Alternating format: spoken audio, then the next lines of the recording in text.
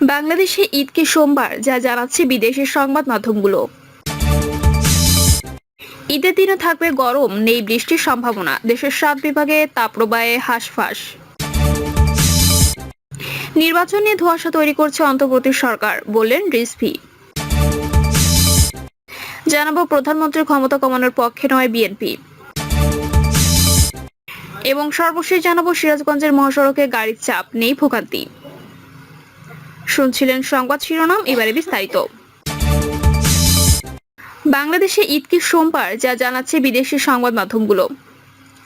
সংযুক্ত আরব আমিরাত ভিত্তিক সংবাদ মাধ্যম খালিজ টাইমসের প্রতিবেদনে বলা হয়েছে, বাংলাদেশে আজ চাঁদ দেখা যায়নি, ফলে দেশটিতে 31শে মার্চ পবিত্র ঈদ উল ফিতর উদযাপিত হবে। একইভাবে মধ্যপ্রাচ্যের আরেক সংবাদ মাধ্যম গালফ নিউজও বলছে, বাংলাদেশে ঈদ উল ফিতর উদযাপন করা হবে সোমবার। কোনো নিউজেই শুরুতে কোনো সূত্র উল্লেখ করা হয়নি। কিভাবে তারা এই তথ্য পেল তা খবরের কোনো অংশে নিশ্চিত করা হয়নি। তবে পরবর্তী সময় গালফ নিউজ তাদের সংবাদের মধ্যে এক্সে দেওয়া ইন্টারন্যাশনাল অ্যাস্ট্রোনমি সেন্টারের পোস্টটি এমবেড করে দিয়েছে। অন্যদিকে ভারতীয় সংবাদ মাধ্যম হিন্দুস্তান টাইমস জানিয়েছে, বাংলাদেশের সোমবারই ঈদ উল ফিতর উদযাপিত হবে। সূত্র হিসেবে তারা এক্সে দেওয়া ইন্টারন্যাশনাল অ্যাস্ট্রোনমি সেন্টারের পোস্টকে ব্যবহার করেছে, যা বলছে আবহাওয়া অধিদপ্তর।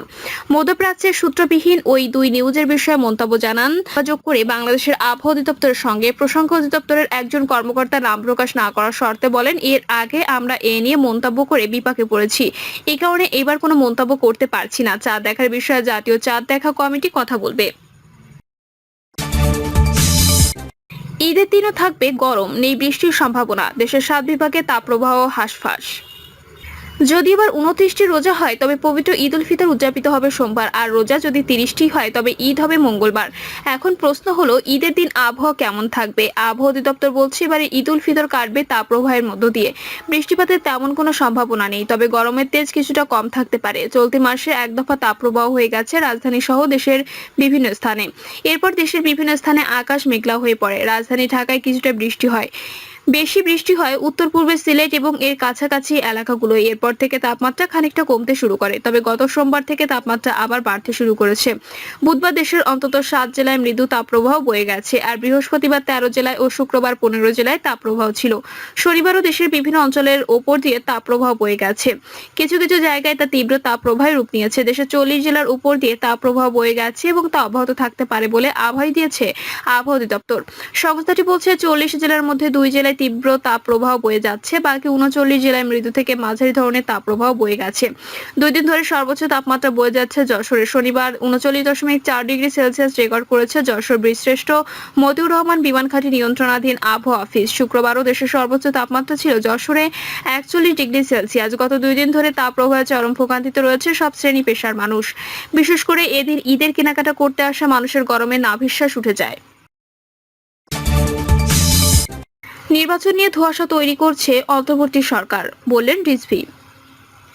বিএনপি সিনিয়র যুগ্ম মহাসচিব রুহুল কবির রিজভী বলেছেন, অন্তর্বর্তী সরকার সংস্কারের নামে নির্বাচন নিয়ে লুকোচুরি খেলছে। তারা একবার বলে ডিসেম্বর, আরেকবার বলে মার্চ, আবার বলে জুনের মধ্যে নির্বাচন। সংস্কার তো চলমান প্রক্রিয়া। সংস্কার তো জনগণের ভোটে যারা নির্বাচিত হবে, সংসদে যাবে, তারা করবে। রুহুল কবির রিজভী বলেন, জুলাই আগস্টে যারা শহীদ আহত হয়েছেন, আমরাও তাদের বিচার চাই। যারা স্কুল পড়ুয়া তরুণ ও শিশু বাচ্চাদের বুকে গুলি করে হত্যা করেছে, শেখ হাসিনা দেশে যে রক্তের স্রোত বইয়ে দিয়েছিল, তাদের বিচার করতে এত সময় লাগবে কেন? আর এই বিচারের নাম করে জনগণের অধিকার কেন কেড়ে নিচ্ছেন? জনগণ কেন তাদের পছন্দের জনপ্রতিনিধি নির্বাচিত করতে পারছে না? আপনারা কেন নির্বাচন নিয়ে গড়িমসি করছেন? তিনি প্রশ্ন রেখে বলেন, একটি দল 71-এর স্বাধীনতার বিরোধিতা করেছিল, তারা গণপরিষদ চাইতে পারে, কিন্তু যেসব ছেলেরা বৈষম্য বিরোধী আন্দোলন করেছে, তারা কার ইন্ধনে গণপরিষদ চায়? গণপরিষদ তো হয় বিচ্ছিন্ন কোনো দেশের ক্ষেত্রে। 2024 সালে তো দেশ স্বাধীন হয়নি, স্বাধীনতা তো অর্জন হয়েছে 1971 সালে। প্রধানমন্ত্রীর ক্ষমতা কমানোর পক্ষে নয় বিএনপি। প্রধানমন্ত্রীর ক্ষমতা কমানোর পক্ষে নয় বিএনপি। 5 সংস্কার কমিশনের সুপারিশ বিষয়ে জাতীয় ঐক্যমত্য কমিশনে দেওয়া বিএনপির মতামত পর্যালোচনায় এমনটি উঠে এসেছে।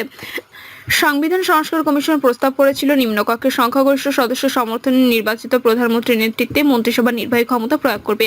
বিএনপি এতে একমত হয়নি। সংস্কার কমিশন প্রস্তাবিত জাতীয় সাংবিধানিক কাউন্সিল গঠনের পক্ষে নয় দলটি। আইনের মাধ্যমে নির্বাচন কমিশন, কর্ম কমিশন সহ সাংবিধানিক প্রতিষ্ঠানগুলোতে নিয়োগ চায়। এতে কার্যত প্রধানমন্ত্রীর হাতে থাকবে নিয়োগের ক্ষমতা। সংবিধান সংস্কার কমিশন সুপারিশ করেছে, কেউ জীবনে 2 বারের বেশি প্রধানমন্ত্রী হতে পারবেন না। বিএনপি এই সুপারিশের সঙ্গে একমত হয়নি। দলটি মতামত দিয়েছে, কেউ টানা 3 বার প্রধানমন্ত্রী পদে থাকতে থাকতে পারবেন না, তবে বিরতি দিয়ে আবার প্রধানমন্ত্রী হতে পারবেন। রাষ্ট্রপতি, প্রধানমন্ত্রী এবং সংসদের মেয়াদ 4 বছর নির্ধারণের সুপারিশও একমত হয়নি বিএনপি। সরকারের মেয়াদ 5 বছর বহাল রাখতে চায় তারা। সংস্কার কমিশন সুপারিশ করেছে নিম্নকক্ষ উচ্চ কক্ষে 2/3 সমর্থন থাকলেও সংবিধান সংশোধনে গণভোট লাগবে। বিএনপি সংবিধান সংশোধনে গণভোট চায় না। গত 5ই মার্চ সংস্কার বিষয়ক 5টি কমিশনের 166টি সুপারিশ বিষয়ে মতামত জানাতে রাজনৈতিক দলগুলোর কাছে স্প্রেডশিট পাঠায় প্রধান উপদেষ্টা মোহাম্মদ ইউনূসের নেতৃত্বাধীন ঐকমত্য কমিশন। গত রোববার বিএনপি এ বিষয়ে মতামত জানিয়েছে। সংবিধান সংস্কারের 70টি সুপারিশের মধ্যে 11টিতে একমত ও 3টিতে নীতিগতভাবে ঐকমত্য প্রকাশ করেছে তারা। 6টি সুপারিশের সঙ্গে আংশিক একমত হয়েছে দলটি। বিএনপি যে 20 প্রস্তাবের সঙ্গে আংশিক বা পুরো একমত, সেগুলো তারা আগামী সংসদে বাস্তবায়ন চায়। কমিশন জানতে চেয়েছিল অধ্যাদেশ, নির্বাচনের আগে গণভোট, নির্বাচনের সময় গণভোট, গণপরিষদ নির্বাচন, নির্বাচনের পর সাংবিধানিক সংস্কার নাকি গণপরিষদ এই আইনসভা নির্বাচন, নির্বাচিত সংসদের মাধ্যমে সুপারিশ বাস্তবায়ন করা হবে। সেখানে দলটি সংসদকে প্রাধান্য দেয়। আন্তর্জাতিক অপরাধ ট্রাইব্যুনালে মামলায় অভিযুক্তদের নির্বাচনে অযোগ্য করার সুপারিশ করেছিল নির্বাচন ব্যবস্থা সংস্কার কমিশন। শেখ হাসিনা সহ আওয়ামী লীগের জ্যেষ্ঠ 31 নেতার বিরুদ্ধে মামলা হয়েছে ট্রাইব্যুনালে। সুপারিশ বাস্তবায়ন হলে অভিযুক্তরা নির্বাচন করতে পারবেন না, অন্য আদালতের মতো দণ্ডিত হতে হবে না। বিএনপি এর সুপারিশের সঙ্গে একমত নয়। দলটির মতে এই মুহূর্তে প্রার্থীর যোগ্যতা অযোগ্যতা নির্ধারণ অনাবশ্যক। কাউকে নির্বাচনের অযোগ্য ঘোষণা করতে সংবিধান সংশোধন করার প্রয়োজন হবে না। সরকার ও প্রধানমন্ত্রীর ক্ষমতা খর্ব নয়। বিএনপি মতামত বলেছে, সংবিধানের 55(2) অনুচ্ছেদ অনুযায়ী প্রধানমন্ত্রী প্রজাতন্ত্রের নির্বাহী ক্ষমতা প্রয়োগ করবেন। প্রধানমন্ত্রী কি প্রক্রিয়া, মন্ত্রণালয় কিংবা বিভাগে নির্বাহী ক্ষমতা প্রয়োগ করবেন তার সংবিধানের অধীনে রুলস অব বিজনেসের সুস্পষ্ট বিধান রয়েছে। বিদ্যমান সংবিধানের 48(3) অনুযায়ী প্রধান বিচারপতি নিয়োগ বাদে বাকি সব কাজ রাষ্ট্রপতি প্রধানমন্ত্রীর পরামর্শ অনুযায়ী করতে বাধ্য। এর মাধ্যমে বিচারপতি সাংবিধানিক সহ স্বতন্ত্র আইনে পরিচালিত প্রতিষ্ঠানে প্রধানমন্ত্রীর পরামর্শ অনুযায়ী নিয়োগ দেন রাষ্ট্রপতি। প্রধানমন্ত্রীর একছত্র ক্ষমতা কমাতে এনসিসি গঠনের সুপারিশ করেছে সংবিধান সংস্কার কমিশন। এতে রাষ্ট্রপতি, প্রধানমন্ত্রী, বিরোধী দলের নেতা, উচ্চ নিম্নকক্ষের স্পিকার, বিরোধী দল থেকে উচ্চ নিম্নকক্ষে নির্বাচিত ডেপুটি স্পিকার, প্রধান বিচারপতি এবং তৃতীয় একটি দল থেকে একজন সংসদ সদস্য থাকবেন। একই সুপারিশ করেছে নির্বাচন ব্যবস্থা সংস্কার কমিশন। সুপারিশ অনুযায়ী নির্বাচন কমিশন, কর্ম কমিশন, অ্যাটর্নি জেনারেলের মতো দুর্নীতি দমন কমিশন, মানবাধিকার কমিশন, স্থানীয় সরকার কমিশন ও সাংবিধানিক প্রতিষ্ঠান হবে। এনসিসি সংখ্যাগরিষ্ঠ সদস্যের মতামতে এসব প্রতিষ্ঠানে এবং প্রতিরক্ষা বাহিনীর প্রধানদের নিয়োগ করা হবে। বিএনপি এসব সুপারিশের সঙ্গে একমত হয়। দলটির স্থায়ী কমিটির সদস্য সালাউদ্দিন আহমেদ বলেছেন, রাষ্ট্র পরিচালনার জন্য প্রধানমন্ত্রীকে প্রয়োজনীয় ক্ষমতা দিতে হবে। বিএনপি মনে করে সাংবিধানিক প্রতিষ্ঠানগুলোতে স্বচ্ছ নিয়োগের জন্য আইন করা যেতে পারে। আইনে বলা থাকবে কিভাবে নিয়োগ হবে। সব বিষয় সংবিধানে থাকার প্রয়োজন নেই। কমিশনের সুপারিশ ছিল, যিনি প্রধানমন্ত্রী নির্বাচিত হবেন তিনি দলীয় প্রধান কিংবা সংসদ নেতার পদে থাকতে পারবেন না। এই দুই সুপারিশও একমত নয় দলটি। সালাউদ্দিন আহমেদ বলেছেন, সংসদ নেতা এবং দলীয় প্রধান কে হবেন তা দলের নিজস্ব বিষয়, সংবিধানের বিষয় নয়।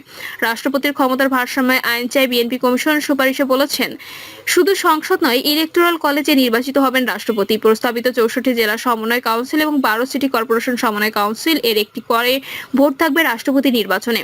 এসব সুপারিশ সাংবিধানিকভাবে গ্রহণযোগ্য নয় বলে মতামত জানিয়েছেন বিএনপি। সংসদের সংখ্যাগরিষ্ঠ দল থেকে বিনা বাধায় দলীয় রাষ্ট্রপতি নির্বাচন ঠেকাতে সুপারিশ করা হয়েছে।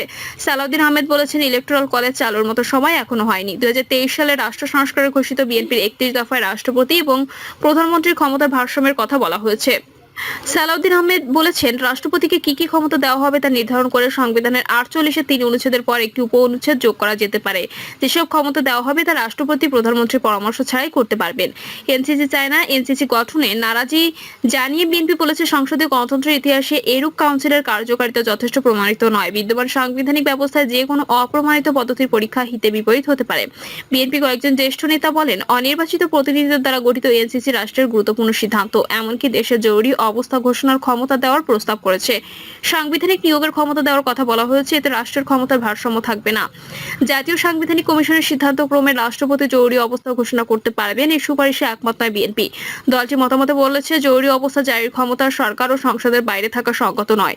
জরুরি অবস্থার সময় নাগরিকদের অধিকার রদ বা স্থগিত না করার সুপারিশেও একমত নয় বিএনপি। দলটির মতে, নাগরিকদের কোনো অধিকার রদ বা স্থগিত না করে জরুরি অবস্থা জারির কি উদ্দেশ্য থাকতে পারে ববোধগম্য নয়। তবে বিএনপি রাষ্ট্রভাষা বাংলা সহ দেশে প্রচলিত সব ভাষাকে স্বীকৃতি, নাগরিকদের বাংলাদেশী হিসেবে পরিচিতি, 7 ক অনুচ্ছেদ বাতিলের সুপারিশ একমত হয়েছে। 70 অনুচ্ছেদ শিথিল। সংস্কার কমিশনের সুপারিশ ছিল, অর্থ বিল ব্যতীত নিম্নকক্ষের সদস্যরা স্বেচ্ছায় ভোট দিতে পারবেন। বিএনপি এতে দ্বিমত জানিয়ে প্রস্তাব করেছে, আস্থা ভোট, অর্থ বিল, সংবিধান সংশোধনের বিল ও রাষ্ট্রীয় নিরাপত্তা প্রশ্ন জড়িত নয় এমন বিল ছাড়া সব বিষয়ে দলের বিপক্ষে ভোট দিতে পারবেন সদস্যরা। বিলুপ্ত ত্রয়োদশ সংশোধনী উচ্চ আদালতের রায় অনুসারে প্রয়োজনে সংবিধান সংশোধন করে নির্বাচনকালীন সরকারের প্রস্তাব করেছে দলটি, তবে তা করতে হবে আগামী সংসদে আলোচনার মাধ্যমে। প্রিয় দর্শক, এই ছিল এখনকার সর্বশেষ সংবাদ। আপডেট সব সংবাদ পেতে চ্যানেলটি সাবস্ক্রাইব করে বেল আইকনটি ক্লিক করে রাখুন।